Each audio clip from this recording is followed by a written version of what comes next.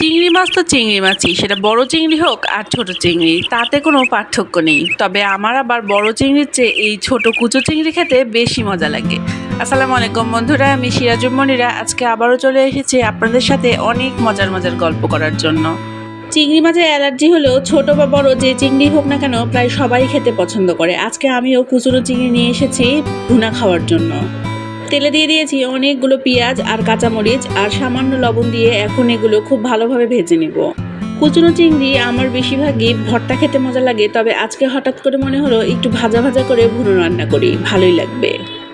এখন একে একে অ্যাড করে দিব মরিচের গুঁড়া হাফ চামচ হলুদের গুঁড়া, তারপরে দিব অল্প সামান্য আদা বাটা, একটু রসুন বাটা আর একটু জিরে বাটাটার পরিমাণটা একটু বেশি দিয়েছি। তারপরে হালকা একটু এদিক ওদিক করে পেঁয়াজের সাথে এই মশলাগুলো ভেজে নিব। মশলা ভাজার সময় আমি কোনোই পানি ব্যবহার করিনি। এই রান্নাটা আমি খুবই একদম মৃদু আঁচে রান্না করি, তাই অল্প পানি দিয়ে এই মশলাটা ভেজে নিব। এই রান্নাটা সবচেয়ে মজা হচ্ছে ধীরে ধীরে রান্না করতে হয় সময় নিয়ে, কিন্তু ইনগ্রেডিয়েন্ট একদম সাধারণ যা সেগুলোই লাগে, অতিরিক্ত কিছুই ব্যবহার করতে হয় না। পেঁয়াজগুলো কিন্তু আমি লাল করে ভাজিনি, বরঞ্চ যেরকম কালার ঠিক সেরকমই আছে। আর এখন অ্যাড করে দিলাম কুচুনো চিংড়ি। তারপরে আবারও একটু চিংড়ি মাছ সহ সব মশলাগুলো ভালোভাবে ভেজে নিব। অবশ্যই মৃদু আঁচে এখনও রান্না করছি। মৃদু আঁচ না বেশি আঁচ এটা বলার উদ্দেশ্য হচ্ছে আঁচের কারণেও কিন্তু খাবারের স্বাদের কম বা বেশি হয়। সবগুলো উপকরণ একসাথে নেড়ে চেড়ে প্রায় 10 থেকে 15 মিনিট আমি মৃদু আঁচে ভেজে নিব। সাদা গরম ভাতের পাতে এরকম একটুখানি চিংড়ি ভুনা হলে বেশ ভালোই লাগে।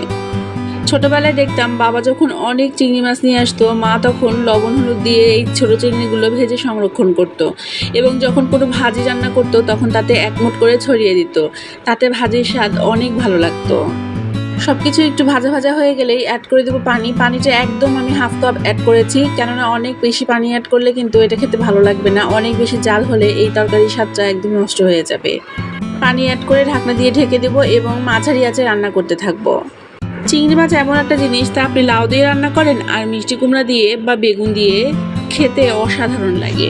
কুচুনো চিংড়ি বাছার ভয়ে আমি একদমই কিনতে চাই না, তবে আজকে আর লোভ সামলাতে পারলাম না, বাছার ভয়কে উপেক্ষা করেই কিনে এনেছি এই মজাদার রান্নাটা খাবার জন্য।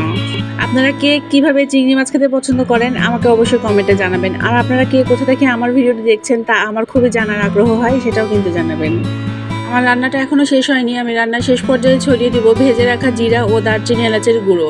এটা অল্প সামান্য দিলেই চলবে, এটাতে ফ্লেভারটা একটু বেশি ভালো হবে, এই জন্যই অ্যাড করলাম। দেখেন আমার রান্নাটা প্রায় শেষ।